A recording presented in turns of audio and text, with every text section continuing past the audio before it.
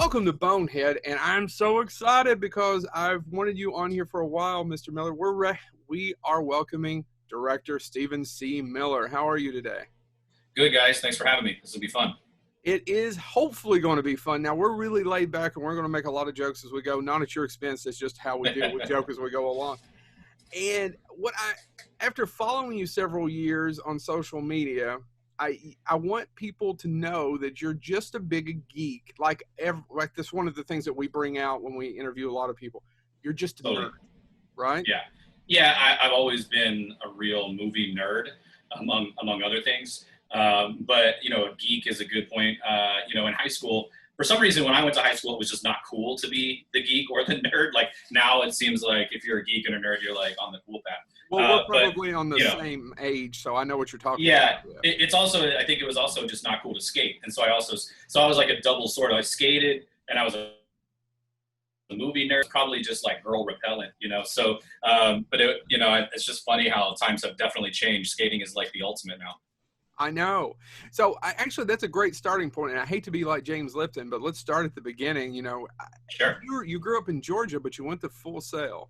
So I'm curious to know, growing up, what was that experience? Where at in Georgia? Was it more rural? Was it more in the city? Well, I was born in Georgia, in Decatur, and then my parents moved around a lot. So we didn't really stay in Georgia. We were in Georgia. We were all over the East Coast. We went to Tennessee. And then we sort of just landed in Jacksonville, Florida, around my 6th or 7th grade year. And then so we were there until I graduated high school, but I went to 3 different high schools in that time, just because my dad moved around a lot and we were constantly going. But yeah, so it was definitely suburban. I wasn't really in the city. It was definitely suburbia. So it was me, and I had 3 brothers and a sister. And I'm the oldest, and all of my brothers and sisters were all 18 months apart exactly. So it's 18 months to my brother, 18 months to him, 18 months.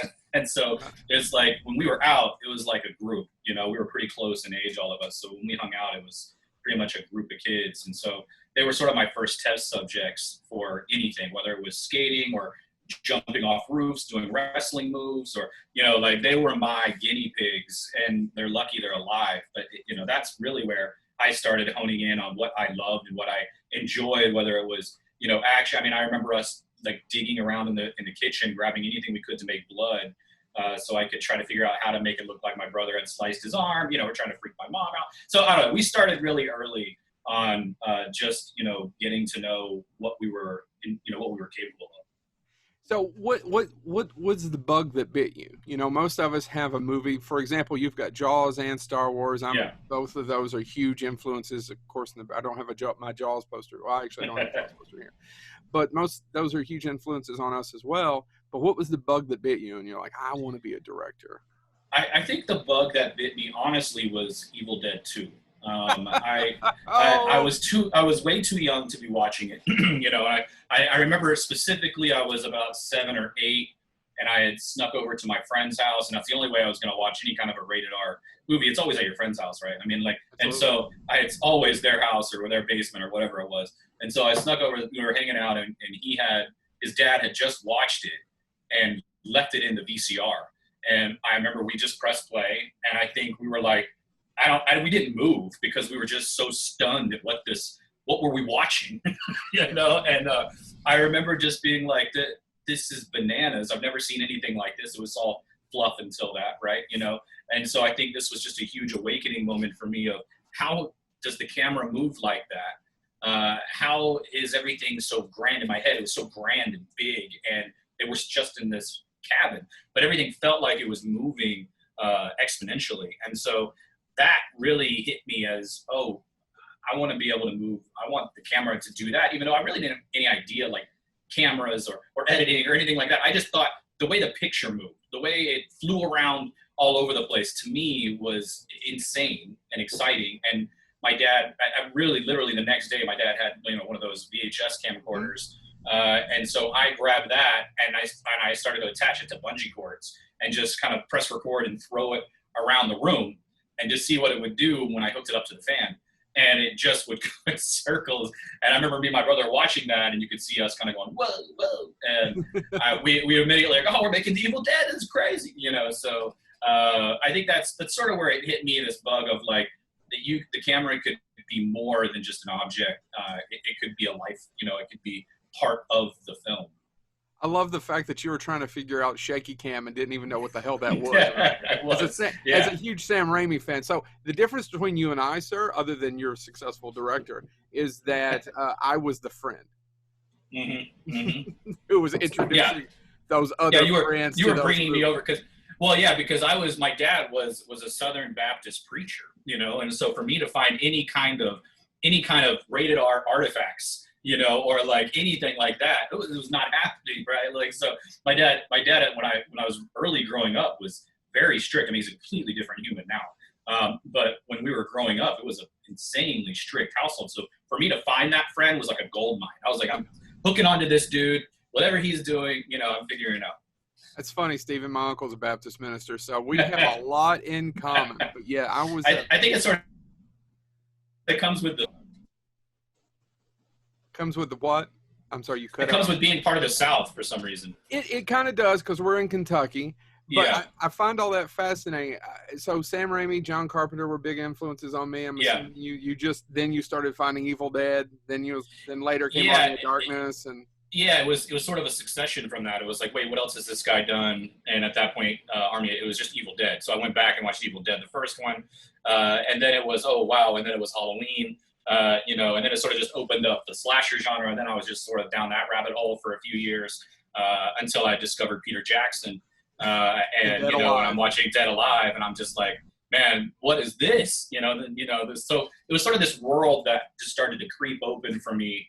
But what was funny is simultaneously as that world is opening up for me, movies like Star Wars and Back to the Future were gigantic influences on me, because I just felt this connection to the characters, right? And like, so it's different, because horror for me, I never really felt connected other than to the camera, to the horror. I felt like this is great. But with Star Wars and Back to the Future and the Goonies, I was really feeling like I wanted to be a part of that group, and that's the adventures I wanted to go on. So it was really interesting that those sort of things sort of meshed together all for me in the late 80s, and it just became like, this ultimate thing, and going into the 90s, and it was like, it was an explosion of Indiana Jones and all this stuff for me. It was just like, eye-popping, and then came Terminator 2, and that was like the ultimate action movie I'd ever seen in my life. It was the first rated R movie I saw in a theater. I was just like, this is, an overload.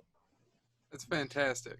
I'm curious how the Southern Baptist influence how you've went from probably Sunday school, preacher's kid, which is a whole other, and I bet you don't get a lot of these questions. If you do, I'm so sorry.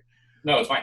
But I'm trying to understand the psychology of it, simply because I find that part fascinating, of how do you deal with that, being raised with that, and knowing, I want to be a film director, and not everyone in the family being pleased at that aspect.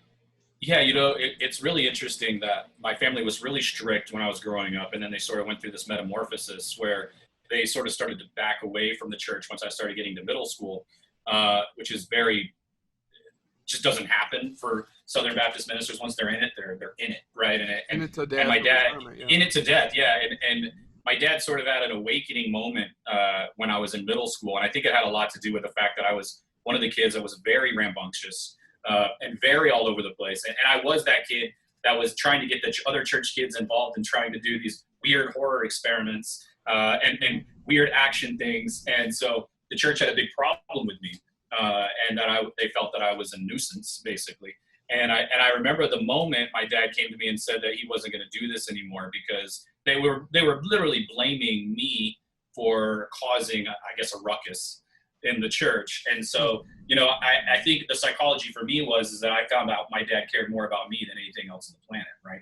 And so, and I think that made a huge impact on me, in not just filmmaking, but in life.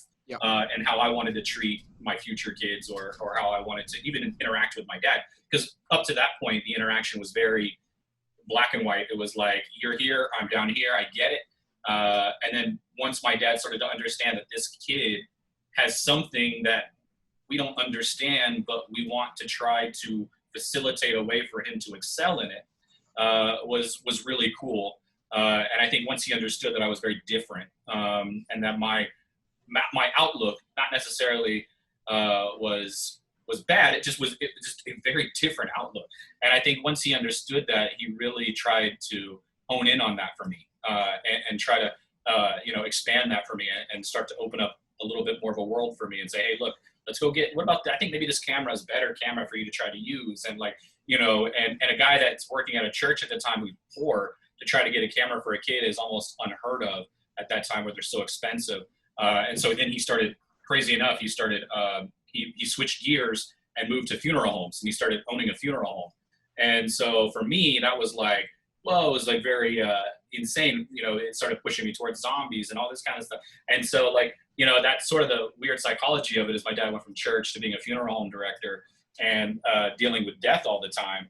And so that was just a whole nother world that was weird growing up.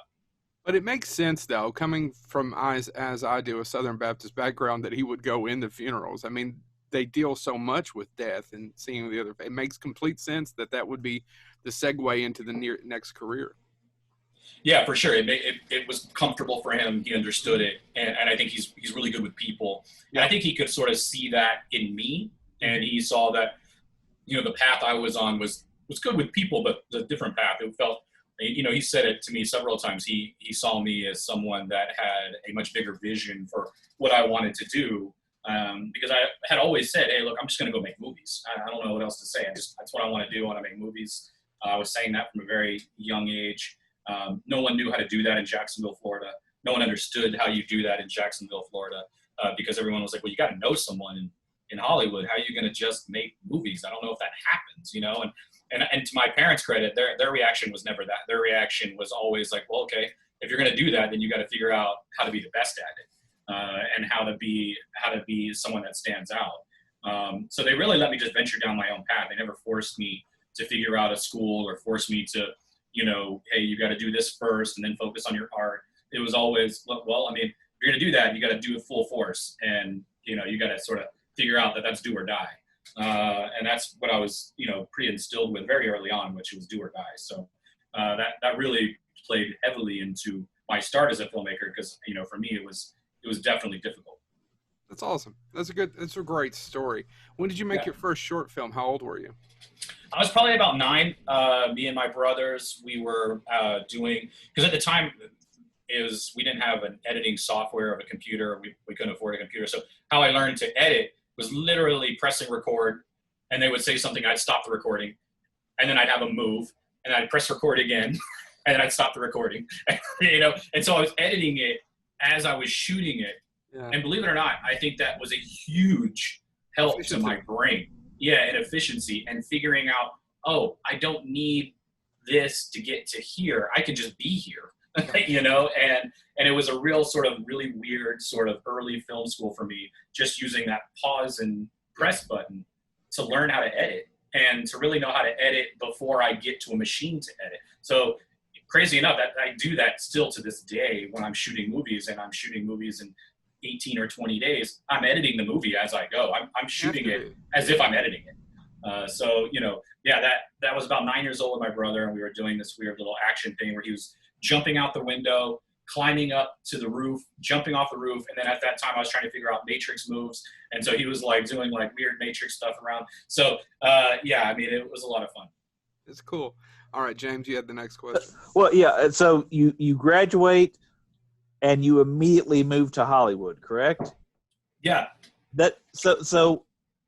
Once you arrive, how do you? I know you make your first film that you wrote, you edited all of that stuff, but how did you survive until that was done? What was? I mean, I just, as I read that, I was like, that I don't have that intestinal fortitude. Yeah. What were you doing for actual money? I didn't have any money. So to start with, the thing was that I made the movie in Florida, right? Huh? So I was in film school, and I gathered a bunch of kids together. At Full Sail? At Full Sail. Right, okay. Yeah, so I went to Full Sail University, right? And during my time at Full Sail, I was sort of known as the kid that was very active in shooting. I was shooting stuff constantly. Everyone knew that if I was a weekend, because Full Sail's a cool school. It's 24 hours a day, 7 days a week, that you could have a class, but the school's open that much. and the school's equipment is bananas. I mean, the stuff they have, I had never seen before, but I went there because of the equipment. I wanted to learn every piece of gear I could possibly get my hands on. I figured if I understood what the grips and electrics were doing and how long it took them to take their cables or do, if I knew all of that lingo, I felt like as a director, I would be able to understand how my set moves and goes. So I gathered a bunch of kids up at school and said, hey, look, I'm going to make a movie. And I had my friend Will Clevenger and Mark Bowman, and Will said, you know, I think we could have a window to make something if we go and talk to the administration. They usually have a July 4th break where everyone's off. And my friend Mark Dahlman, who had just got into, it was like a small amount, like $5,000. And he was like, you know, I'm willing to help put up some money. And I had like $2,000. I'm willing to put up the only money I have. How can we put whatever this $7,000 in this pot? And how can we make a movie? And we went to the school and I asked them, hey, can I use your equipment? And they said, sure. They literally said they've never had anybody ask to use the equipment. Yeah, they said they've never had anybody ask. And so I found that, and then, you know, a little blown away. And they're like, what do you mean you want to use it? I was like, well, I just want to take one of your trucks and I want to fill it up with everything you have. And they had, you know, at the time, I can't remember the camera they had. I think it was the HVX at the time. And so I said, I want to use that HVX. I know you had some Panasonic Prime lenses that fit on the HVX. And I want to use those, and I'm going to use all your equipment. Is there any questions? Is that a problem? And they're like, I don't think so. I mean, nobody's asked, so why not? And then I went around in the school. They also do a set building class. So there's sound stages, and they build sets. And I went around and noticed that 2 or 3 of the sets, one was a morgue, and one was an old, like, barn. And I said, okay, so I'm going to write my script around these 2 things also. And because I had no script yet. And so I said, all right, I know there's this. Yeah. And I was like, I'm going to make sure that in my script, I need to be at a morgue and I need to be in a barn of some kind so I can use these sound fit in perfectly stages. In Hollywood, yeah. sir. No script. We've got a green light though. Shoot the fucker, right? So that was it. And then Will said, yeah, well, we have this window. The school gave us the window. It was a July 4th weekend. And they were like, you have 9 days that you can use all the equipment that you want and any kind of help personnel that you would like. You have the 9 days. And I said, great. And I looked at my calendar and I was like, but that's in 2 fucking weeks. And they were like, yeah, 2 weeks. So I literally had to write a script. I had to cast the movie. I had to crew up the movie. And I had to find actors for the movie in a 2-week span. I wrote the script in a single night. And then we just went on the journey, right? And then we went and we spent 9 days making the movie. It was insane. You know, one of the greater portions of the movie was after the first night. The first night we shot downtown Orlando, and a crazy story for downtown Orlando is they allowed me to shoot. They allowed me to take over 2 blocks of the city for $100. Really? Yep. What year was this? This was 2005. Okay, I just wanted to make sure right about the time. Okay. Yeah, so 2005, which isn't, you know, I mean, at that point that people know a movie. I mean, you know, it's like, you know, it's only like 15 years ago. Steve. It's not that crazy, yeah. And so they allowed me, you know, crazy enough, I went to the film commission. They were like, we have 2 streets that's not being used right now. You can use these 2 blocks. And I was like, okay, it's our first night of shooting. I was hoping maybe 30 people would show up for zombies. We had 600 people show up that wanted to be zombies. And this is all just from a Splash MySpace page. Or it was MySpace page Splash that I put out, and people showed up. And I only had 1 effects artist. And the guy's looking at me like, how do I make all these people zombies? Like, what do we do? And I was like, well, this is what we're going to do. We're going to do the first 2 rows, and you're going to give them the best makeup you can do. And then everybody behind that, you're just going to pull them up, and we're just going to splash them. And that's just what we're going to do. And that's what we did. And so the first night of shooting, we shot all downtown Orlando. And after that night, I took it home. I didn't sleep. I edited a trailer of that first night, and I brought it back to the crew the next day and was like, look, this is what we're making. This is what I want to do. And it really invigorated, you know, everybody just got really pumped. Yeah. But I think they got more pumped that somehow my buddy Will Clevenger had gave it to Harry Knowles, and Harry Knowles put it up on Ain't Cool News. Yep. And then all of a sudden, the second day of shooting, we got a call from New Line Cinema.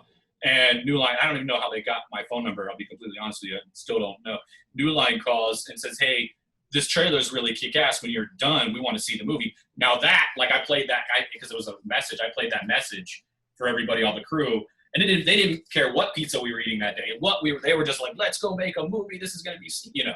So it was a really cool synergy of emotions and feelings and everybody making this movie in 9 days that we thought was going to be this gigantic Star Wars hit, and it's funny that it didn't turn out that way, but it still turned out to be a really cool project. And then when I was done, to your point, we'll get there now, is I decided, okay, now I got to get out to LA, right? Now I had about $150 left after making this movie, and I was like, I got to get out to LA. And I called my dad and I said, okay, Dad, I'm going to drive this movie out to LA because I have my laptop. I can edit the movie, but I need someone to sound design it. I need someone to score it. I need someone to do all of the basic everything for it. And I felt like I needed to do that in LA. And so he was like, all right, good for you. Go with God. We'll see you later. And I was like, no, I need help. I can't get out there. And to my dad's credit, he was like, this is one of those moments, Stephen, where if you're going to do it, you got to do it. And so without help, I said, okay, Dad, I'm out. And I did. And so, I think at the moment I was mad, but I think I can look back and go, okay, it was my dad really testing me to see. I think if I had gotten out there and said I need help, they would have swooped in. But I think for him, it was a moment of, if this is a pen, you're going to make it, you really have to push yourself to make it in a business that's impossible. So yeah, that's where I did. I drove out to LA with that $150. I slept in my car for the first 6 months and basically was fending on, I would do an editing job here and there that was quick. I jumped on a few really terrible movie sets and just PA'd a few times. It was a movie called The Asylum. And I worked on their movies just in the BG, just doing grip work or electric while I was editing my movie, while I was getting people to sound design my movie. Insanely enough, it was Craigslist ads. I came across some guys. One guy, my guy Jamie, who scored and did sound design for Halo, was taking a break, and he was like, "Hey, I could do your movie," and he did my movie for free. And so it was a whole insane process of getting the movie done. And I think we were halfway through with the movie when I showed it to New Line Cinema for the first time. And New Line Cinema told me it was a piece of shit and that, sorry, we don't want it.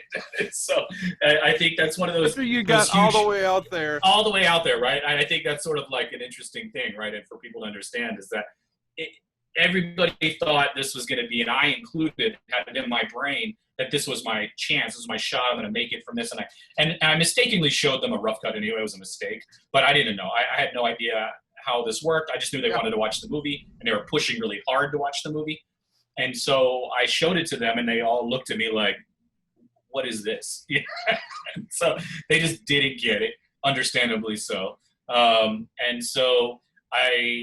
that was about a year after being out here, so I was devastated that I was like, what do I do with this now? It's not done. I don't know what to do, so I had to really push myself to continue because I've been living in my car now for a year. And, showering and everything was very not fun, and trying to find places to do all of that is not fun, especially in LA, where it can be pretty scary. And then, luckily I met a few friends in that year that were like, hey, we have an apartment, you can sleep on the couch. So it moved from my car to a couch while I was still editing this movie. So totally took me about 2 years to finish editing and get it completely where I wanted it before I was able to try to figure out what was I going to do next with it. And in this time, I sort of had the idea that I would go to bars that were the closest to studios. So if there was a Paramount, I knew where Paramount was, I was going to go to a bar close to Paramount. If there was the Sony lot, I was going to the closest bar to the Sony lot. And my thought process was that people making movies had to filter out into these bars, and that's where I was going to meet someone that was going to say, hey, your movie looks cool, I want to buy it. I don't know what I was thinking. But what did ultimately occur from that is the security guard from Sony was drinking with me one night, and we're just chit-chatting, and I said, look, I know you work over at Sony, I know you work on the lot. Is there a way, I have a trailer for the movie, is there a way that you can take this trailer and just put it on people's desks for me? And he was like, no, I'm not going to do that. And I was like, okay. He was like, but I will give you an hour and I'll point you in the direction of buildings I think you should go. I was talking to like, hey, look, I'd like to hit up. Yeah. Like, I knew Raimi was there. I knew a bunch of people were there. Yep.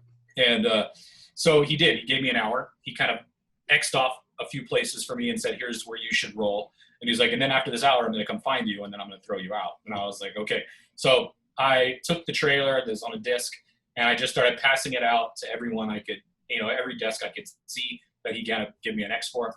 And about, 3 hours after I did that, I was chilling, and I got a call from J.R. Young at Ghost House. Mm-hmm. And J.R. was like, do you have the full movie for this? Like, what is this? And I was like, well, I pretty much live in my car, so yes, the whole movie is right here, and I'm still down the block. And he's like, we'd really love to watch the movie. And I was like, who? And he was like, me and Sam Raimi, we'd love to watch the movie. Oh my God. So it started with Evil Dead 2. It started with Evil Dead 2. I'm sorry. I'm just and went to this. Yeah, sorry. And so I in my brain, I'm trying to process what he just said.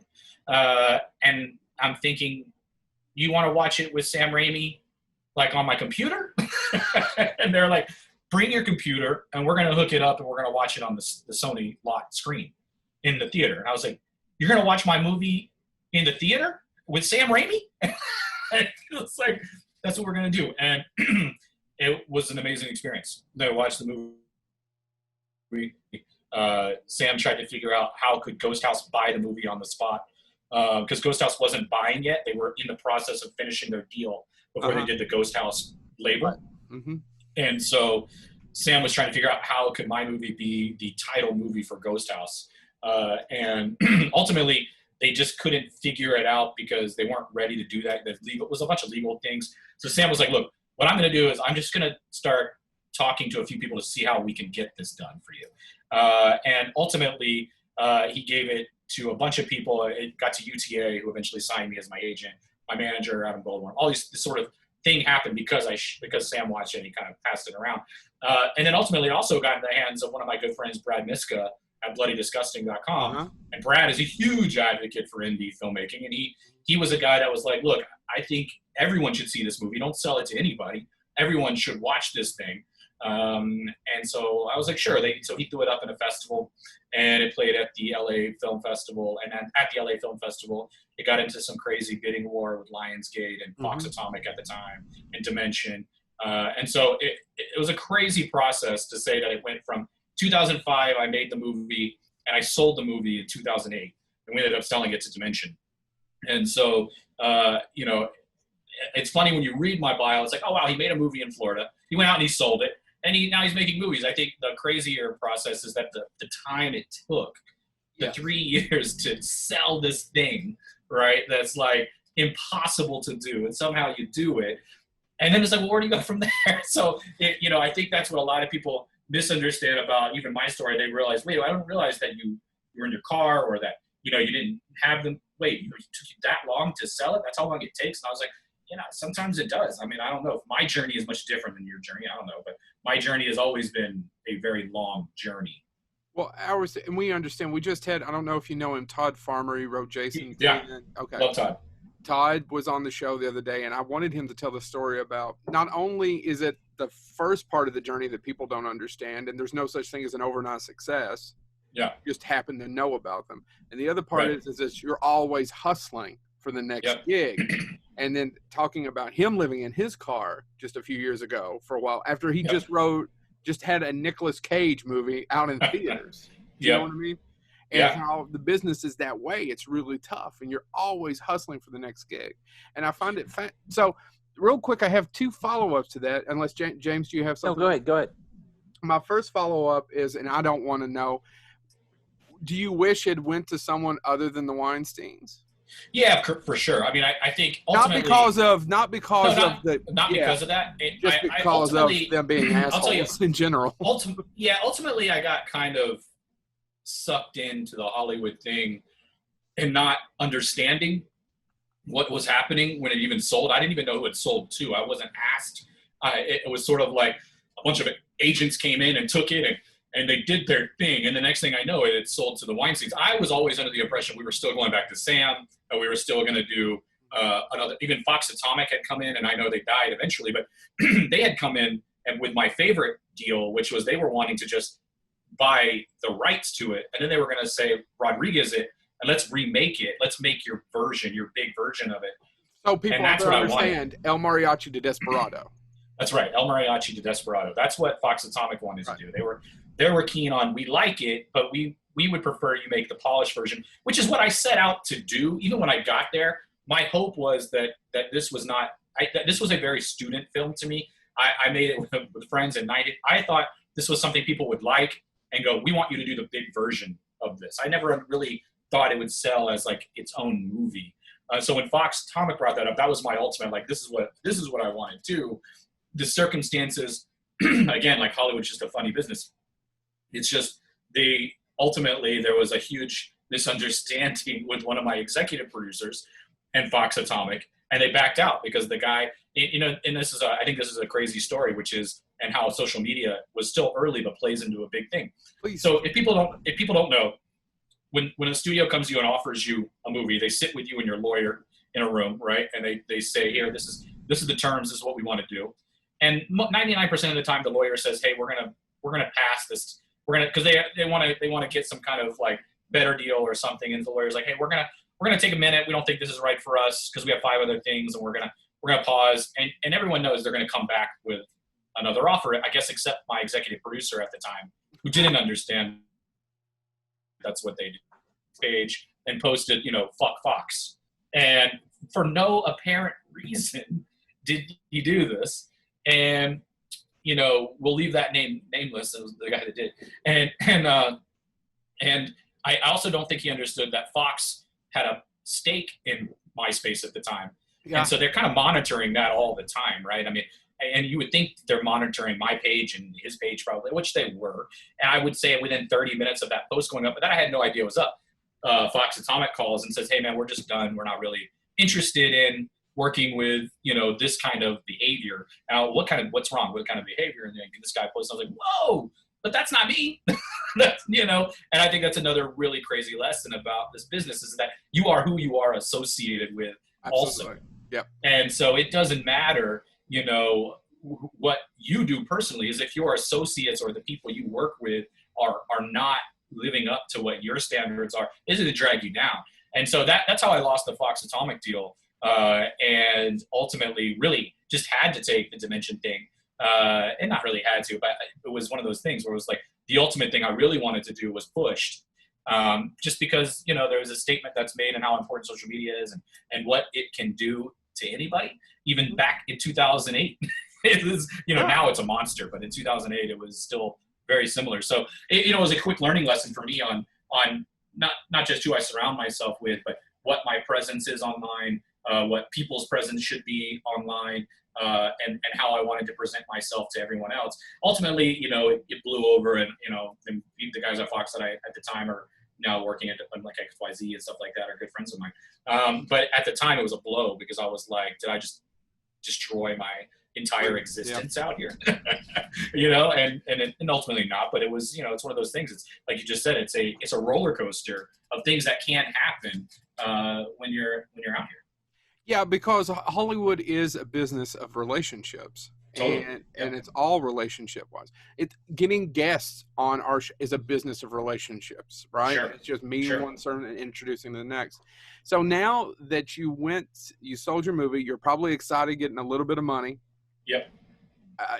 Major day, probably made your parents' day. Major parents' day, for sure. Parents are like, well, we actually, to them, when they see Dimension bought it at the time, I mean, that logo is in front of every horror movie on the planet at that time, right? Still, right? I mean, every horror movie, everyone, the Dimension logo, right? And so for my parents to understand that and say, we know that logo, and that logo is in front of our son's movie was a huge deal for them. It definitely a huge day for them to say, oh, you don't have to be in your car anymore. And so, it was very nice. And it was also nice for me because, at the time when we made the movie, we didn't pay anybody. So I was able to go back and pay everyone that worked on the movie. Oh, that's great. Which was fun. It was really cool to be able to do. Good for you. Good for you being a stand-up guy about that. That's great. It was nice. So they all deserved it. Now, you get an agent, you have an attorney, you're a director. You're a director by God. Right. Here's the problem. You need to make picture 2. Yep. And now we probably enter development hell. Yeah, it was bad. Yeah, it was bad. Well, at first it was awesome, right? Like you're meeting at Fox, you're meeting at Paramount, you're meeting at every movie under the sun. Like They threw me Prom Night. They threw me Lost Boys. They threw me, Children of the Corn. And it was like, I was really sort of like that. It really is that story of your movie had sold. Sam Raimi loves it, and Sam's talking about it, right? And so and even Sam's has me coming in for even at that point we were talking Evil Dead. But at that point we were talking Evil Dead. Yeah, but it was different because when I was there, Sam wanted, and everybody wanted to make Evil Dead, but it was Evil Dead versus, it was like Jason versus Evil Dead. And so it was like a Friday the 13th mashup of Evil Dead. I heard about, so it would have been Friday. Was it the 3 though? They were wanting to do yes. Friday the 13th, Freddy and yeah. Ash. They wanted New Line was really about that for a half a second, right? They were all about it and my friend Jeff Katz was running New Line at the time, or he's at Fox, but then he went to New Line. And so Jeff was a huge fan of mine, and so Jeff was like, "Let's get Steven. Sam loves Steven. Let's, there's a script, sort of. There's an idea." And so, they had me in there looking at that, and it didn't work. But that moment in time where I felt like, oh wow, it was probably 6 months where I was just meeting on everything, in the room on everything, and I had the options of turning down a few things that probably, who knows if they would have mattered. Like I turned down Prom Night, and things like that. It's like, who knows if that would have mattered, and I would have done. At the time, you're looking at those things going, I got to make number 2, and number 2's got to be awesome. And I think, it also just became that I got attached to a few comic book things at the time that even was not as cool as it is now, but it was cool. And it just development, and everything would take time, and I didn't understand that process. And so I was sort of focusing on these 1 or 2 things, and they were just taking forever. I mean, by the time any of these things I felt like were going, they would drop out, or they would die, or a studio would die. Fox Atomic died. Paramount Vantage, which I had like 3 films at Paramount Vantage, died. MGM, who had attached me to Motel Hell, which I was really excited about because I loved the original, and to be able to reboot it was going to be fun. And they died at that time. It just died. So it literally was a 3-year process. This is 2008, 19, 2.5, 3 year process of me, again, like trying to figure out what I'm going to make in development. And it was a nightmare. And so again, now I'm running out of money. I'm trying to figure out, okay, now I'm gonna have to go back to my car because I can't afford this small 12 by 12 box I'm in too much longer. So yeah, I mean, it's ultimately a really crazy story of getting really cool success and then just not getting to make number 2 that you wanted to make for 3 years. And so by the time you feel like you're going to get something, nobody cares anymore. Steven didn't do it in those first amount of time. He must be a fluke. It must not be, he just must not be the guy, right? Because all word of it's mouth. the way it is. It's all word of mouth. And by the time 3 years is around, those guys that were hyped on me have moved on, either other jobs or they're not at the same position they were. And even the meetings that I was in, the guys have moved on, or those movies have moved on. And so it became like a 6 months of just nothing, right? Agents weren't calling me back. My manager's trying to figure stuff out, but he's he's figuring his Stones thing out. So it was really a scary 6 months for me of, 3 years of nothing. Now 6 months I'm sitting here, really nothing, like dead silence, and so it was a very taxing moment in life because I was really scared and didn't really understand why this was happening or what I was going to do. And so, I really had to just jump on anything at that point, and it was a sci-fi movie, and at the time I didn't know it was sci-fi. It was After Dark, and After Dark I thought was a cool little thing I could go in and make a fun movie called Screaming the Banshee. Yeah. And I don't know, 3 days into making the movie, they're like, oh, this is going to be a sci-fi movie. And I was like, wait a minute, what? What do you mean this is going to be a sci-fi movie? I created a creature that's going to rip heads off, and it's going to, this thing's going to, and they're like, no, you need to rethink the creature. It's got to be friendlier, TV thing. And it can't, sci-fi at the time was like, it can't have too much blood. It's not like now where they show everything. But like, so I was like, I'm making a sci-fi movie now? Oh man, this sucks. And so like, I was in this, just making this Screaming the Banshee movie that was just called Banshee, and then it came Scream, it was just a culmination of this movie is going to be not fun for me. And I could feel it in my bones while I'm making the movie that I just was not happy. I wasn't excited that I wasn't making a theatrical film. And so it was a really depressing, 2012, I think, 2011 of just, feeling like I had totally shit the bed and was, wasn't becoming what I wanted to become. So, it's just like this rise and sort of really quick fall, and then having to pick up the pieces after Banshee and trying to figure out, okay, I can't do this anymore. I got to figure out, I want to make real movies and cool movies, but no one's going to give me the money anymore. I can't go to the studio. They don't care anymore. So I gotta find a way to make cool indie movies with people that I want to make movies with. And that was sort of my thought process at that point. Real quick, I want to go back. I'm curious because Motel Hell is such a strange little creature. It's just a strange little movie, and makes no good sense, but it is a lot of fun. And I'm curious about your take on it and why that was the one that really, after all this time, still stands out in your head of like, that's the one. Yeah, I think because, number one, like at the time, original Motel Hell, it's a guy and he's cultivating his garden of heads, right? And I had saw it as a much different version. I saw it as a female version of a killer. And at the time, no one was going that route, and no one even thought about that route. And I had designed with a few of my friends that were artists a sketch of what I felt like she would look like and what she would be. And I think that's what got the studios excited. It also got me excited, what got MGM excited was that, wow, a female villain and a brutal female villain.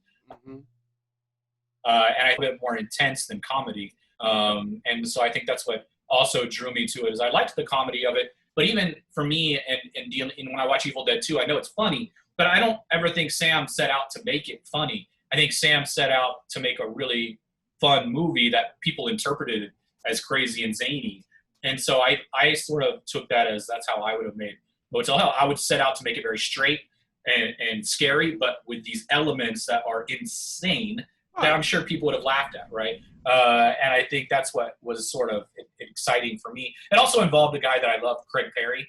And Craig Perry did Final Destination, like the guy who did American Pie. And so I was really keen to work with Craig because he gets these movies. And when you talk to this guy, he really speaks the language. I mean, he was a Fangoria nerd. I mean, we talked about owning, the entire collection at one point. So it was really more about making the movie with people that I really loved, that I was excited about that project. So when it didn't happen, it was a real big bummer. Yeah, I have every Fango. I don't know that that's going to get me any free drinks. But, definitely not the reason why the missus married me. Yeah, for sure. I think my wife's like, those can't be in the house. No, all right, fine. Yeah. So, now I have a 3-year-old they're over here. married right over here. Yeah, absolutely. I'm sorry, James, go ahead. Yeah. Well, you mentioned about people that you love to work with, and you work with some people that I love, so I have to ask this question. You have directed the most recent collaboration that featured both Nicolas Cage and John Cusack, Arsenal. Right. And I just wanted to ask, because I'm a huge Nick Cage fan. Yeah. And John Cusack seems to have a different personality, which leads to my question of, as a director, how do those personalities work on set? And does it change how you approach different, like does the casting change how you approach a project? No, for me, no, because I'm just really, I'm just really good at understanding them on a different level than just actors, even when I connect with them. For instance, so Cusack, when I met Cusack for the first time, I know John Cusack from movies, clearly. We all do. We know. But who John is in those movies is John Cusack, right? Like in all the 80s movies, that's John, right? Like to a T. Like he's always in all black. He's just that guy. He's a rocker guy. Mm-hmm. And so my instinct was that when I meet John for the first time in person, I was going to wear all black. And I did that mentally on purpose. And it paid off. Like I walk in the room, John, and I sit down with Cusack. Cusack looks at me. He's in all black. I'm in all black. And he just goes, dude. and it was that initial connection that's not filmmaking, that's not business, that's on a personal level of, okay, this guy gets me. So I don't need to be any kind of alpha male on set. They feel like because there is actors that feel they need to be the alpha on the set, and you have to deal with that. I'm sure we'll get there. Yeah, we'll get there. We got to talk about Bruce. And you have to understand how to deal with them. But with guys like Cusack and Cage, is the same way. When I met with Cage, he flew me down to Vegas, and I know Cage is a big tattoo guy, so I knew immediately when we hung out that there was going to be an initial spark of, hey, Steve, let me show you my tats, bro. And like he was showing me his stuff, and like so there's just a personal level that I try to create in meeting them right away before I talk movies, before I talk business, before I talk anything, I try to make sure that we have a personal connection in some way, whether it's my kids, they have kids, or it's my outlook on music or something. I try not to talk movies. I really try not to talk anything movies with them beforehand, so they understand that as a human, I'm approachable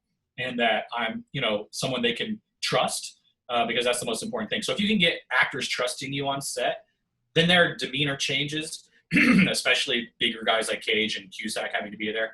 They all of a sudden are talking to each other as if they're talking to me. So there's no egos involved. All of a sudden we're all just hanging out, having a good time, talking about early surf rock or whatever we're talking about, whatever we're talking about. And so then the movie becomes much more chill. And even with Cage, we would talk about how crazy can you get, Nick? And we and he's laughing about it, right? We're having a good time talking about the crazy that is Nick, right? And he loves to discuss that stuff and talk about how big can he get, and he was a fan that I was just like, dude, just be as big as you want. I'll come in and say, let's take it down if we need to, but let's just go balls to the wall and see what happens. And they appreciate that, but I think they also appreciate my sets being very smooth, being very efficient. I'm not a director that comes in on the day and goes, I wonder what I'm going to do today. Maybe I'll put the camera over here today. Step onto my set as an actor, as a crew member. You're stepping into a machine. It's just already set in motion. Everyone can look at the board that's off to the side and see the storyboards that I've boarded for the entire day. I am a very time guy. I have it timed out. So you can say Steven's going to be at 12:30 and 12:45. He's in this shot. He's really only trying to do 5 takes and moving the fuck on. So I'm very directly impacting all day long as far as my motion. And actors, especially older guys who've been doing this for 30, 40 years, they don't want to sit. They don't want to go to their trailer. They don't want to be there all day long. They want to move. They want to get their scenes done, and they want to get out. Not that they don't love the art. They just don't want to sit there because movies take so long. And for them to be in the moment, character-wise, and then out of the moment, and sitting for 5 hours and coming back to try to get in the moment. My whole process is about keeping them there, keeping them in the moment as much as I possibly can, and then saying goodbye. Thank you for your time. Loved having you. We'll see you on the next one. And that's ultimately how I approach them, and they love it. They absolutely love the pace. They love that it kind of filters into the movie because I sort of have ADD on set. I'm bouncing around. I'm not in some tent somewhere watching it on a monitor. I am at the camera. I am usually trying to grab the camera. I'm right there. So as soon as I say cut, it's one step and they're in front of me, right? And I can talk to them. There's never more than that. I'm always right in the mix. And I think that's what they love about me. If it's an action scene, I'm in the water. If I'm on the boat, or I'm on the building, or I'm hanging off the building with them. That's just, I like that sort of energy. And if I could be the Tom Cruise of directing, that's what I would do. Where I'm just doing it. I'm there. I want to be a part of it, and I think that allows them to feel really comfortable and have fun on set. So you've had to deal. I'll go down a list of some. You have some of the greatest character actors in some of your movies of all time. Thank you. We'll get to that in a second. But huge egos, and I'm not here to disparage Bruce Willis or look for dirt at all. But I can imagine that you've worked with him several times, so you obviously know how to handle that. Yeah, I mean, Bruce is definitely an entity, right? The guy is Bruce Willis. And I think I knew he knows he's Bruce Willis. He 100% knows he's Bruce Willis. There's no, he knows he's John McClane, right? Yes. That's a literal statement from him, right? So the guy knows he's in, and I think that's sort of something you have to respect, and as a geek you respect it, right? Because you're it's fucking Bruce Willis, man, Bruce Willis. And so the first time I went to meet with Bruce Willis, the crazy thing is that it actually, my first real studio movie with Lionsgate was my first Bruce Willis picture. Mm-hmm. And so the studio at the time didn't know me. Was it Marauders? No, was it Extraction? It was Extraction. Extraction, sorry. So Lionsgate, the studio, doesn't really know me that well, right? They just know that I've come highly recommended as a guy that's sort of up and coming again, right? I did that lull, and then I started making these really cool indie films that were getting noticed at Sundance and South by Southwest, and all of a sudden, here comes Creepin' Steven again. And so Lionsgate knew, hey, this guy has a way to make movies. We want to try to buy into that. but they didn't really buy into the fact that I needed to talk to actors beforehand. So they weren't giving me Bruce. They didn't give me a meeting with Bruce at first. My first time meeting Bruce was him stepping on set the day to shoot. Tough. And it's awful. It's awful, right? Because Bruce doesn't know me. I don't know how Bruce acts. I can only know how I've heard. Yes. And that's and not that good. could be totally different than how he acts with you, because different people have different experiences with him. That's 100% right. But in my case, it was not different on the first day. It was very similar to what everybody said, which is that he's tough and that he can be really hard. And so I already had it in my head going in that Bruce was going to be tough. And so my instinct right away was to say no to everything. Anything Bruce asked, I said no to. So it's a pissing contest. It's a pissing contest, right? Okay, and I had it in my head that I was just going to be I had to try to figure out how to be the alpha guy, because I knew from everything I understood about Bruce is that if you give him an inch, Bruce will walk all over you and he'll take over, right? And I knew that was probably going to happen, because when Bruce got there, he got there about noon. From 9 to noon, I had shot all of the action. So all Bruce had to do was step in and follow the choreography that I had already shot, right? Right. Bruce didn't want to do that. Bruce wanted to do his own choreography, and Bruce wanted to, the opening of Extraction, he's tied up. And he's been tied up for days. Right. And he wants to have a gun. And I said, Bruce, you've been tied up for days, bro. You don't have a gun. And I'm John McClane. I get a gun. And I was like, yeah, I mean, that's a good argument. You are John McClane. I get it. But in this movie, you're not, right? And you don't have a gun. So me and Bruce's first hour on set was just head bashing. We bashed until Bruce walked off set. Bruce said, I'm done. I'm out. This guy's not giving me anything. I'm done, right? And so you got to understand, this is my first studio film, my first movie with a big actor. Yeah. Everybody on Bruce Willis days shows up, right? Everyone from the studio is in their tent. Every executive is there. They're all breathing on me. Well, what are you going to do? Your actor just walked off set. I'm assuming I'm going to get fired. They're like, why aren't you giving him anything? Why aren't you letting him do this? And so I went to Bruce, and I went to his trailer, and and to Bruce's credit, he was like, hey man, you're embarrassing me out there. Like, like in front of the crew, in front of everybody, you're basically telling me to fuck off. And I was like, look, dude, I respect you. I respect the movies you've made, but this is my movie and how I see this movie. And I need you to drop into that. I need you to be that for me. And then I will respect you back and let you play. But I need you to understand that if I have a certain way that I need to make the movie, I need to do that, or we're going to be here for fucking ever. And I need you to get out. Do you not want to be here for days? And he's like, oh, no, I need to catch a jet and this. And I was like, well, then let me do my job and get you out so you can do that. And he looked at me and he said, okay. And that was it. And we've been buddies ever since. He's a peach to me. Every movie he shows up on, professional. He does his job.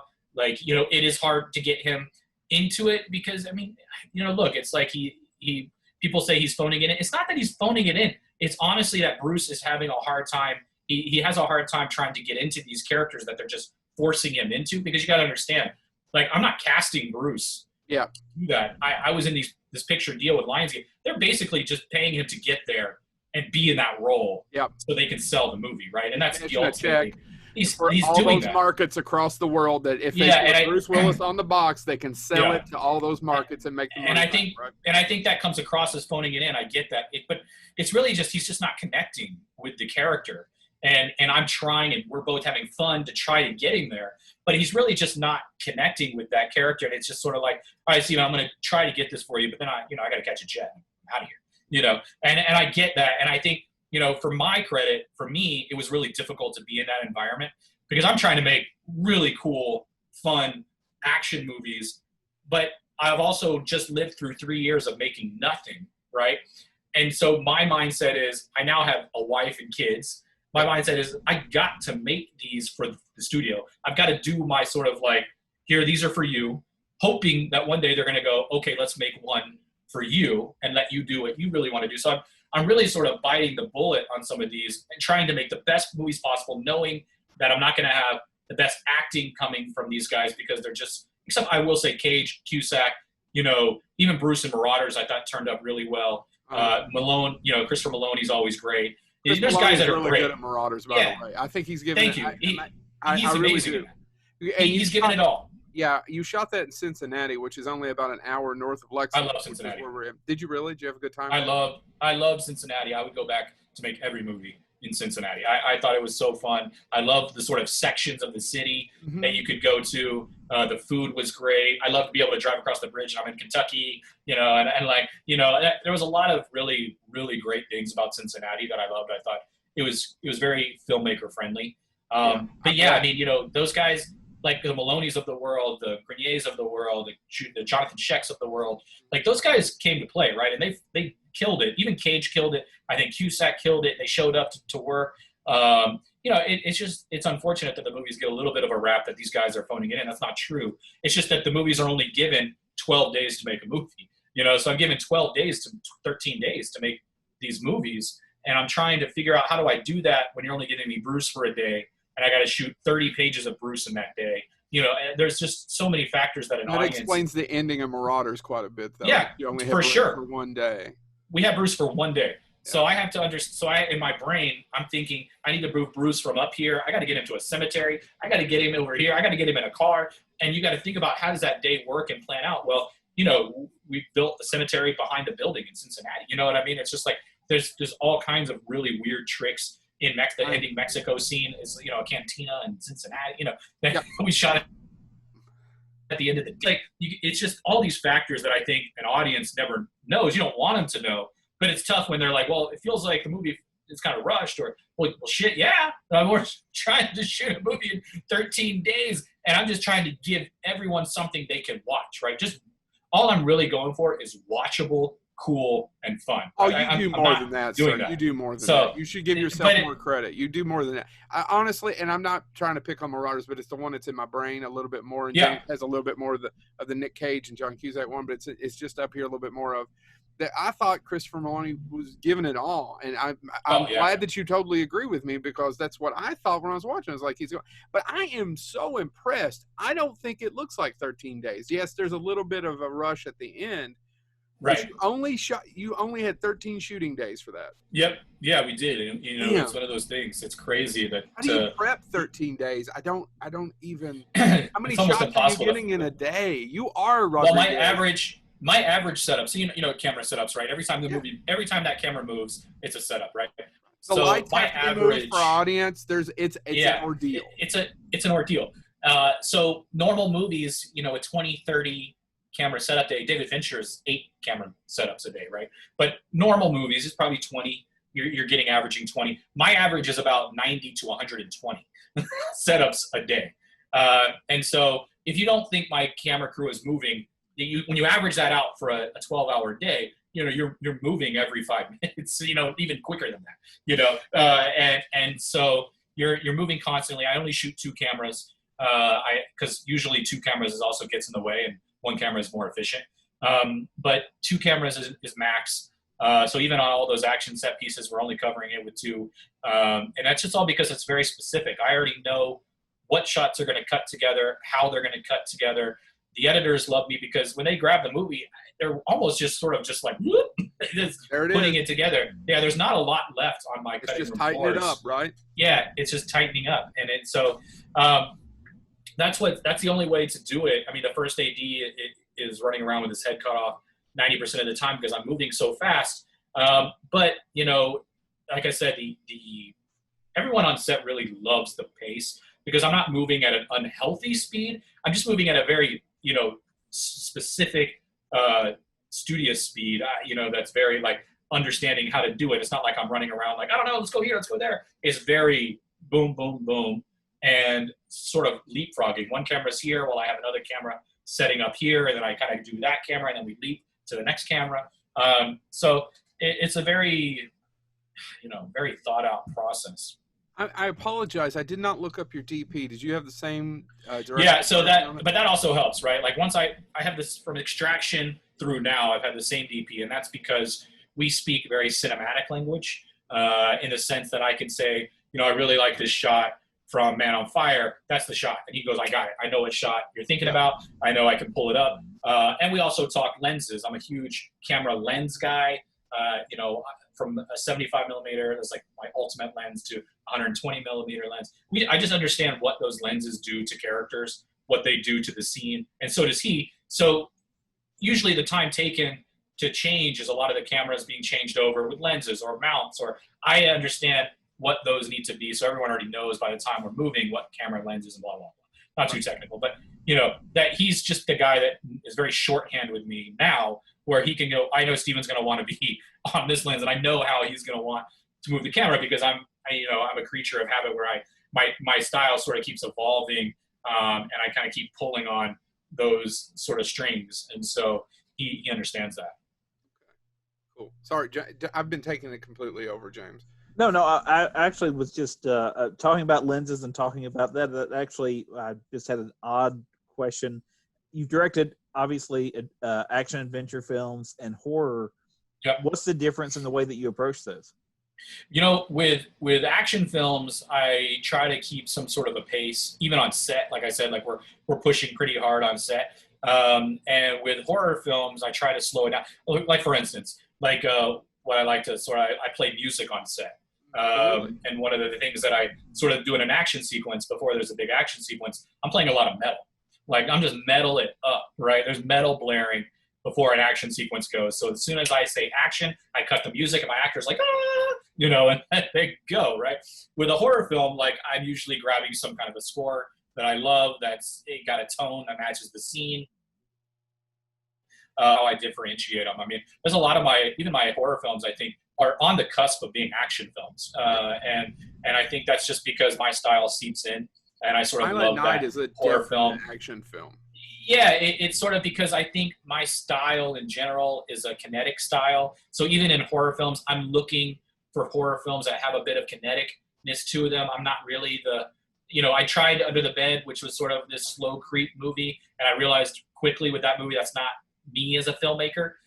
Me as a filmmaker has a more pace. I'm not the Annabelle guy, you know. I'm much more of like, you know, the guy that's wielding and flying and hacking and it's got a little bit of a pulse to it, action guy, you know. And so, you know, I think that's what I loved about making those early independent films, is I was really able to find my voice and through trial and error. You know, it was like Under the Bed. It's like, okay, I'm not the slow guy. That's not okay. I tried. Aggression scale. Okay, that's more my speed. I got a little bit of an action with a kid that's fucking shit up. You know, that's that's sort of like, okay, I like that thing. And then it was Silent Night, where it was like, yeah, this is fun. I can have some pulse. And that's what really pushed me to the action world. And then now, where it's like, hey, look, I'm looking at the action horror genre of where I want to go next. And now that I have a little bit of a freedom, and people are like, hey, we want to make movies with you and give you time and more money. And I'm like, oh, this is great. And that's what Line of Duty was. Line of Duty was a little bit more time, a little bit more money, and with an actor who I knew very early on was into it. It was his movie. And they, you know, again, movie not perfect, but it's a movie that really allowed me to push a lot of boundaries with how I make movies, and have some fun with. And now, you know, because the movie did well, that, you know, people are like, hey, what about horror? Do you want to come back to that? And, you know, how do you want to approach that? And that's sort of where I'm looking at right now. Okay. Well, and I know you promised us an hour, and I don't want to hold you up too long. I just have a we can keep going if you got a couple more. Oh, we've got time, so I'll keep you a little while longer, because I want to. Yeah. And by the way, it's always a good out too. It's like, hey, I don't know when we got there. Well, let's keep going. The conversation's fairly enjoyable. Yeah. And we're not too big of assholes. So yeah, you're great. I'm curious, Stallone and Willis, which one was harder to direct? Bruce was harder to direct. I can imagine. Yeah, Bruce was harder. Stallone was a piece of cake. Stallone was awesome on set, very difficult in post, but awesome on set. Like, he had a lot of ideas of how, because he's a filmmaker. Is that it? You know, I think what I loved about Sly while we were shooting was he respected me as a filmmaker and understood that he is a filmmaker, but he respected that I had a vision, and he dived into that and he had fun with it. The problem was I kept telling him through the process, was that you need to fight for more days. You need to fight for me to get more time. And I don't think he really understood that, because it was the first time he had made a movie in this process with this studio entity that does these kind of things, right? And when we when we talked very early on, I was like, look, man, I was like, I don't know if you understand this process, but I need you to fight for me to get more time and more money and more days, because this is a difficult movie they're asking me to make in 16 days. He's like, 16 days? And I was like, 16 days, dude. And I need you to get more time. Okay. And I don't think he really grasped that concept until we got to the edit room. And he was like, well, I really would have loved to have seen a shot over here. And I'm like, yeah, me too. But Sly, I had an hour in this set with you to do this, right? And you were there watching it with me. We walked through it, and I showed you, and you watched it back. And I specifically asked, hey, do you want to do anything else? And you were fine with moving on. So, I think it was like a lot of push and tug in the edit room to get not just the cut right, but Sly looking right. And the way he looks and the way he feels on camera, he likes a certain way, which is fine. But it just wasn't getting there for him because he didn't feel like there was enough angles, there was enough shots. And it was one of those things where you have to sort of throw your hands up and say, look, dude, I begged for you to do this A, B, or C for me to help me out. And you did it. So now this is sort of what we're here with. And then it was a process of getting, that Escape Plan 2 was a really tough movie because I got kicked out of the edit room. And then it just got taken over. It was not my movie. I didn't know that. I wasn't trying to get. Yeah. No, it's perfectly fine. It's totally, for me, it's like one of those things where, it was another learning experience that I had to understand that, like, if I was gonna going back, I would have said no to Escape Plan. I think of a movie to make how you guys want me to make it, like, it's just too big, and to try to make it how I wanted to make it was even bigger, and try to bring a sci-fi element to it, and it just all sort of crumbled because they didn't let me put it together how I wanted to put it together in the edit. Sly did not understand the robot. He didn't understand the sci-fi element of it. He didn't want any of that. And I was like, but that's the movie, Sly. It's the fucking movie. I was about to say, did you read the script or did you just see his sides? No, he just showed up with his sides and his lines. For the most part, it felt like he just showed up and read what he thought was a prison movie, right? And so, but what's funny when he did show up, I showed him the robot and what it was going to be, and he was like loving it on set. But in the edit, he hated it. And I was like, but Sly, we still have tons of VFX to do to this robot. We have so much stuff to do. But he cut it all out, so you don't even know there's really a robot in this movie. And it's barely there. But in the original, what I shot is this robot is very heavy in the movie as far as a guard. There's a whole sequence of robots attacking prisoners and throwing them, and like there's a huge sequences with this robot that he just got rid of. That it really makes the movie feel very small and feel like I didn't have any clue about what to do with this set. The problem was it's just the movie. It is the only movie that I can say there are hours of footage that is just sitting on the ground of a completely different cut. The first cut that I showed Sly and Lionsgate, and everyone was like, this movie's fucking bananas. Like, it was just so out there as far as sci-fi element goes, as far as weird, as far as the kung fu goes, as far as the action. It was just really off the wall. I was really kind of paying tribute to a lot of 70s sci-fi prison movies, and they just did not get it. They absolutely did not get it. And Slice for sure did not get it. And so when I was sort of ousted and they recut the movie, they let me come back in to sort of talk about visual effects, but at that point I was kind of over it, and I was like, you just finished the movie, whatever. But yeah, it was a complete sort of disaster in the sense that I felt like a little betrayed. And even more betrayed when Sly came out on Twitter and was like, Escape Plan 2 is the worst movie that I had ever been in. And I was like, what? Sly, come on, bro. Did he remember Rhinestone? That's what I was going to say, Rhinestone. I was like, come on, bro. Like, I'm emailing him. I'm like emailing him, Sly, did you really just put, this is the worst produced movie you've ever been in? And he got back to me, to his credit. And he was like, but Steven, I said produced, not you. You were great. It was the producing. And I was like, no one is going to look at it like that, Sly. No. Everyone is going to look at it as Steven didn't do his job and you hate the movie, which I don't care if you hate the movie. But, bro, do you have to go out on a social media platform and blast it like that when you could just say part 3 is coming out, we're excited about it? It just felt brutal. And I told him that to his face. It felt brutal. Yeah. And like, I didn't like it. And I felt like you could have made it clear by saying this wasn't a directorial thing. It was just, I felt like it was misproduced and the guy didn't have enough time to make what we were all thinking. Yeah. But at the end of the day, like, that's the way it is. And like, I still shoot him emails every now and then, giving him shit. And, we can laugh about it, but I don't laugh about it. So, well, but it's one of those things. No, I saw the last Rambo film. That is clearly not the worst Stallone movie.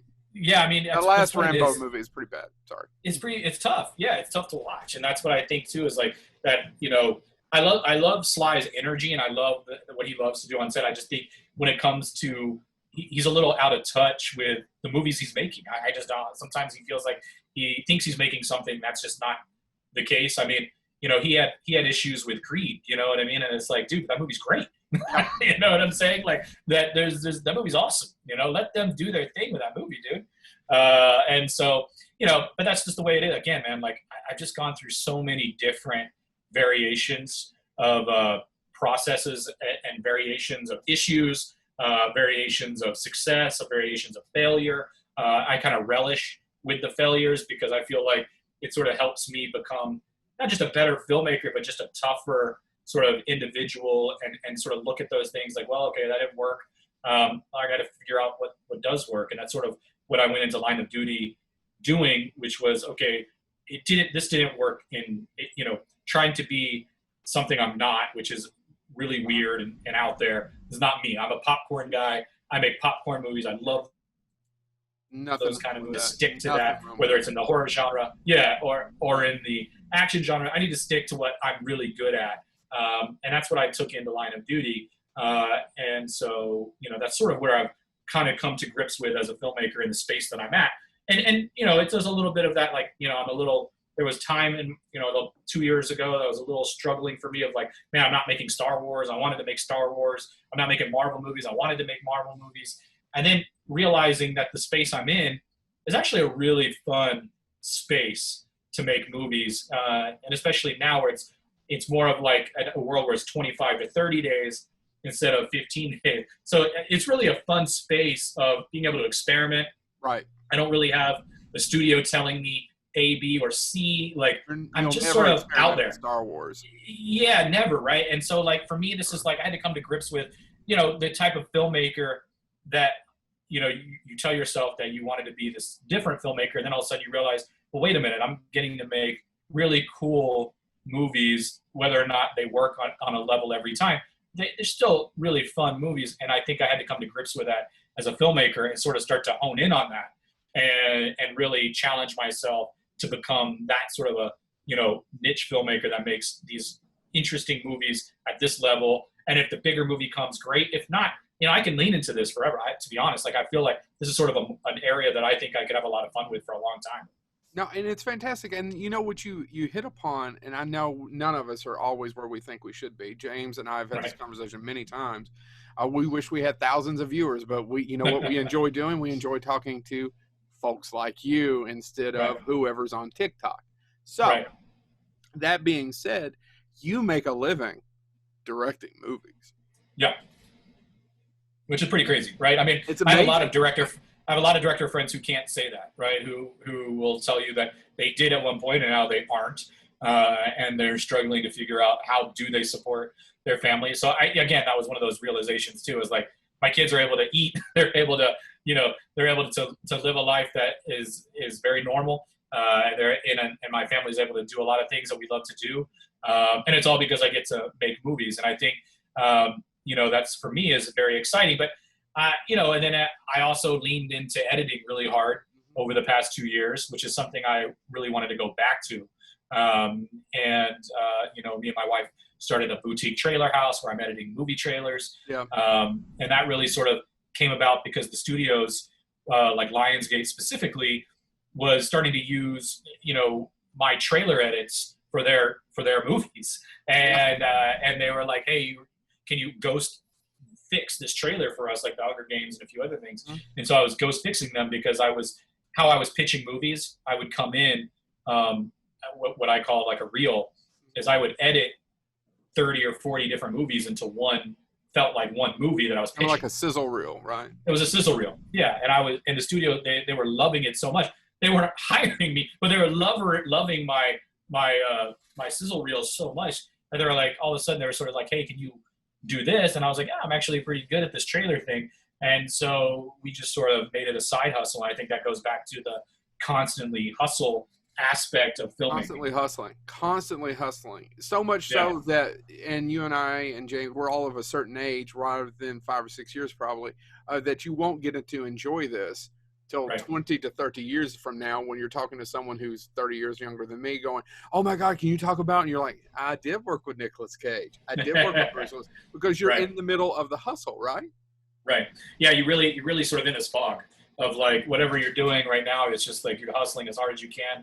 And look, that also sort of starts to pay off, especially in a COVID world where movies shut down, right? But you're going, wait a minute, I'm still making a living because I'm editing trailers every month. I'm editing 3 or 4 trailers a month, you know? And so it's, you know, people talk about, you know, they don't want to branch out because they don't want to look like they're a failure because they didn't stick to the directing or stick to whatever. I just look at filmmaking as in general as a process, and filmmaking there's a lot of aspects to filmmaking. And so I really sort of just decided that directing's fun, but if I can edit and I can be constantly pushing my brain creatively, like it really keeps me sharp. It keeps me sharp with knowing the equipment also, and learning different things. So yeah, the hustle is always real. and I think, you know, when you really talk to a lot of really great, even the really great filmmakers, like, you know, they all hustle. They still are hustling. I mean, they're still hustling. That's just the great. That's like Spielberg says, you got to get across that, set up the next project while the last bridge is burning. You got to get across and have it set up so that you still. Yeah, that's where I was lucky too. Is like I knew Escape Plan was burning. You know what I mean? And so I had to go find people that were willing to make it the next movie with me before Escape Plan 2 came out, because I knew that when it came out, it was going to be a do or die for me, where it was like, people were going to hate it, number one, if they were, but people might not want to work with me, right? Because the movie looks like it should have looked better. And so you're understanding that as a filmmaker, that you got to get out and you got to start to find the next one. I've always been like that in general, though. Even if the movie I think is going to turn out great, I'm already in prep or trying to shoot the next one, just because I don't like sitting still. I like to make movies. But, you know, with the COVID thing, it was an instant like, okay, I got to figure out, how do I keep afloat? How do I keep this going? Because, you know, even when you're making movies, you're still, you know, you're making enough to get you through maybe a year, you know, but you gotta keep trying to figure out how to keep making money. Right. Absolutely. James, you got the next question, and then we'll. I just wanted to ask a question. I think this may be one of those projects that got away, but I remember you said you had some comic book projects at one point lined up. Was one of those Area 52? Yeah, Area 52 was something that I loved. Number one, I was a big fan of Image Comics, and because I like their sort of the worlds they experiment with. And so Area 52 was a big one for me, because I thought it incorporated everything I loved about horror with everything I loved about action. And it was sort of the Indiana Jones feel to it, you know, but in you know, this place that was Forbidden Wasteland, right? And sort of the Thing going on. And so I developed that for a long time with Bender Smink, and Di Bonaventura Pictures was on it at one point. So they had come on, and they still had me on. This was even like up till like a few years ago. And we were trying. So that movie is like still there. It's like a weird movie that no one knows. The script never came back right. Nobody's ever gotten a script right for it. So they're still trying to figure that out. I think they're also still just sort of waiting. I don't know if they're waiting, but I think they're sort of still hoping that my directorial status keeps growing. And that way it's sort of a movie that they hang on for me as like a boom, here's Steven's foray into big studio land, you know? And so, you know, I think that's sort of a process, because the next movie that I had sort of lined up is much bigger than Line of Duty. And so I think it's right now things seem like they're sort of stacking up, building a little bigger. So that feels like it could be one of those movies that we spend a lot of time with. I just wanted to ask, because I think that's looking at the films that you've done and liking the films that you've done. When I heard that you were at one point working on that, I was like, that would be perfect, because as you said, it is. I remember reading it when it came out. I saw the first issue. I grabbed it, going, "What's this about?" and just the fact that it's all over the top, and there's all the mythological, and there's all the horror, and then of course the only way things advance is everything has to go wrong. So Yep. I hope that does come back, because I would love to see your take on that. Yeah, I think it has a really big possibility, especially because the next one that we're gearing up for. I have two that's sort of like in the running to go. Whichever one goes next will happen. But the one that I feel like probably will is a werewolf film, and I think that sort of would segue into something like an Area 52, where I have to make a film that's it's very different than most werewolf films in the sense that it's just got a lot of action, and it's sort of I sort of describe it as The Purge meets werewolves, and so it's really fun, it's really cool, so I think it could be something that comes back hopefully. Weekly by the way, I'm exclusive. ecstatic to. Sorry, I just wanted to I'm say ecstatic to hear the werewolf thing, because werewolves to me. I love the Wolfman. I love all the classic ones, and they don't get. We get vampires and zombies all the time. I want more werewolves. Right. So there's thank just you. so few of them that are done right. I mean, for every it's Dog hard. Soldiers or American Werewolf, I just love Dog Soldiers. Sorry, just to go for every dog. I mean, it's just for every one of those. There's, I don't want to. Yeah, there's the underworld. But it's like that. And my issue with those movies is not that they're trying. I think I have an issue with CGI. And I have an issue with using CGI too much. I have an issue with that in general in movies, where I feel like I love CG, but I would love to see them find a way to marry the two more and better, so it looks more authentic. And I think that's sort of like where I'm going with this werewolf movie. We've had a lot of conversations with Studio ADI and the guys who are building the wolf, which is that it's a physical being that I can grab, I can touch, I can scare the living shit out of whoever I want to scare out of, and then I can use CGI to enhance or to have fun with it. But I definitely don't want to use it. I definitely don't want to use it for the change, and I don't want to use it for when the wolf is attacking. What I'd like to be able to use it for is if the wolf's blood needs to splatter a little more, like that kind of thing. But ultimately, everything in camera is what I'm pushing for in this werewolf film, and I think everyone's excited about that because it gives them a chance to figure out how do we make that movie. And that's where I'm really good with these kind of films, and why I would be good with something like Area 52 is that I just know how to shoot the monsters. I know how to shoot in a way that gives that feel that they're in frame, but there's something covering the frame, so you're not really sure what's happening there. And I look to Garth Edwards, his Godzilla 2014 Godzilla movie, where I thought he did an amazing, whether you like it or not, what he did really well with that movie is not show Godzilla. Absolutely. And he did such a great job. And when you do see it, it's from building perspectives or people perspectives. And Godzilla's sort of back there in the frame, but he's not taking over the frame. And I thought it was brilliant to do that, because I think, it allowed me as an audience member to anticipate the big reveal more, even though I knew what he sort of looked like. To me, those are the kind of things that I look at and go, and say, okay, that's really what I think I would like to be doing if I'm going to be in that horror space. Well, he made the marvelous Monsters film as well. So yeah, exactly. Monsters are fantastic. That's one of those things. That's one of those things too. Is like when I was talking to young filmmakers all the time, and they're like, "Yeah, but Garth Monsters, and all of a sudden he's making Godzilla," and I was like, "Yeah, but that's like an anomaly, like that's those things are like you would love to be that story, and there's those stories out there. I mean." Alvarez, who from Evil Dead, he did his little short to do Evil Dead. There's those guys out there, David Sandberg, who did his short to doing Shazam and stuff. Yeah, right. But it's like, but those guys are, and they'll tell you, like 90% of the time, they'll tell you there's a bigger story behind that, where they struggled for a long time before they got to that. And you're seeing that blip. But there are those guys that get that, and I think it's an anomaly, and you have to really anticipate that's not going to be you and really anticipate that it's going to be really difficult, because if it happens, then it's an even better feeling that it happened, and you're not anticipating, because you deal with film students all the time who just assume they're going to be Darren Aronofsky tomorrow, and that it's like just not the case. It's tough racket. Actually, and back to your Godzilla, I really liked both of them. Yeah. I have issues with both. My issue with the first one is it's miscast in the lead. I agree with you on that. Yeah. Completely missed. Not Bryan Cranston. The lead is miscast. The lead. Yeah. And then the second one, I liked a lot. I just couldn't figure out who wrote that dialogue.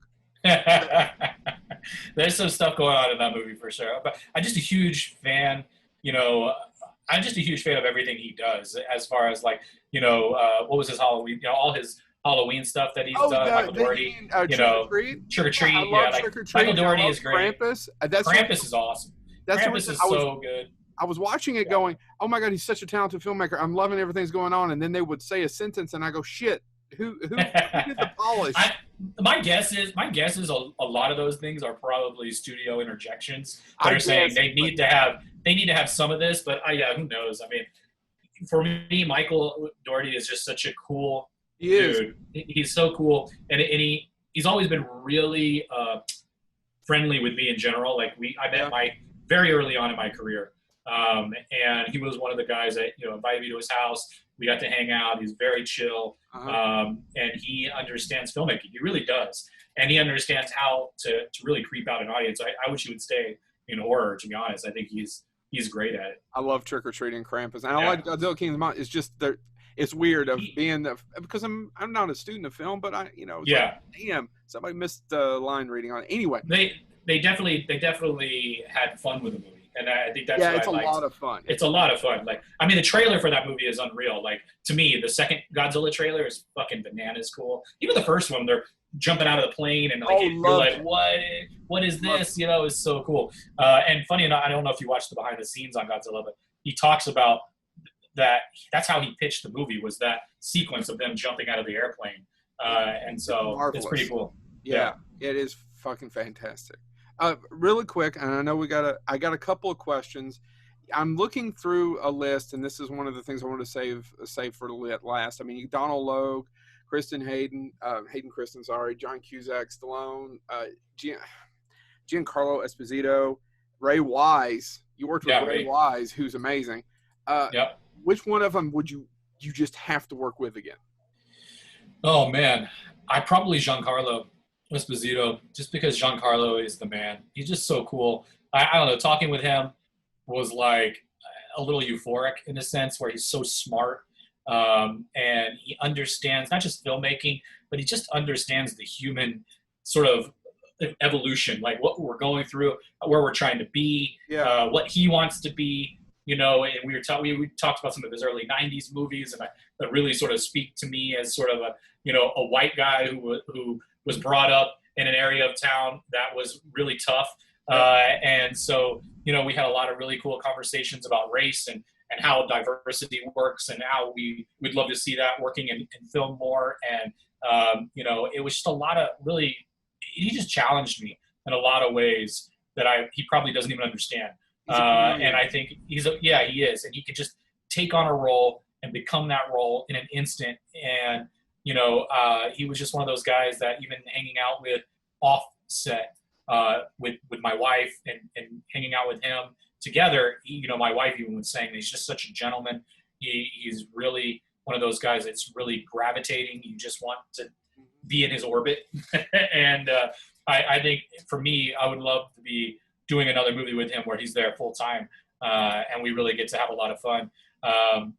He's great. And I also would say Malcolm McDowell was a highlight to work with Malcolm, just because we would just talk, Kubrick for hours. He just loves talking about it. And we would just talk about, a lot of his earlier stuff and things that he's loved, even to Halloween. We would, how he got Halloween and how he dealt with, he talks about Rob Zombie, like Rob's, like his little buddy, and so it's just funny to hear him talk. And, but yeah, I think Giancarlo's the guy that if I could grab a hold of and go make a lot of movies with, it would be Jean. Okay. This is the next question on this, and you don't have to answer it. Who would you not work with again? Oh, man. Let's see. I don't ask this for everybody, but I think you would. Yeah, I mean, I think me and Sly probably won't work together again. Like, I'm not really keen on working with Sly again. I know it's not anything against Sly. He's got his own way he makes movies, and that process doesn't line up with the way I make movies. I respect the way he makes movies, and I think it's one of those things where it's like, he's going to make him the way he wants to make him, and I think that's more power to him. For me, like, I don't see myself. Life's too short to have to be worried about the process with him. I wish him the best and make all the cool movies he wants to make. But as far as with me, I think me and him probably would probably not do it again. All right. So what do you got coming up? Go ahead, James. I was going to say, we're not going to see you leading Rhinestone 2.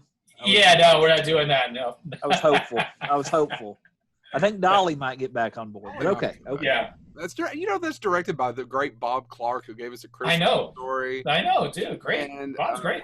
One of the Black Christmas, which is one of the most underappreciated slasher films. For sure. It just got, it just gets killed by Halloween. People remember Halloween. Yeah, but I love Black Christmas. I'm with you. I love it. I do too. So that being said, is there anything coming out that you want to talk about, you can talk about or pitch? Not yet. I kind of gave you the werewolf thing. Yeah, it was funny enough. There's a vampire thing, which is funny that we talked about. There's vampires everywhere. And the vampire thing is with a good buddy of mine, Craig Perry, who from Motel L. And I think if we get to make that, it would be. I would think it's sort of like the Raid with vampires. So we could have a lot of fun with that. Yeah. But that's where I'm at right now, is just trying to push one of these things, the rock up the hill with COVID and where we're going to go. It looks like Australia.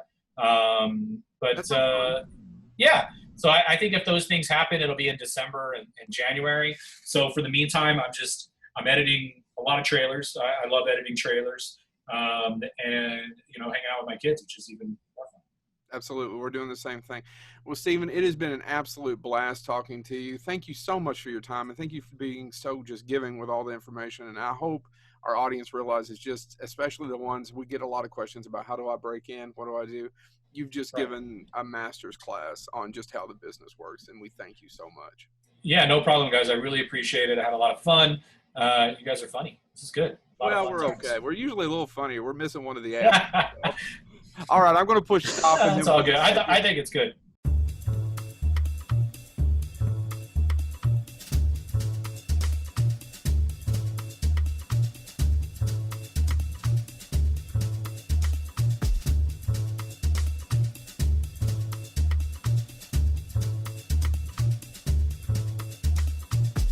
Uh-huh.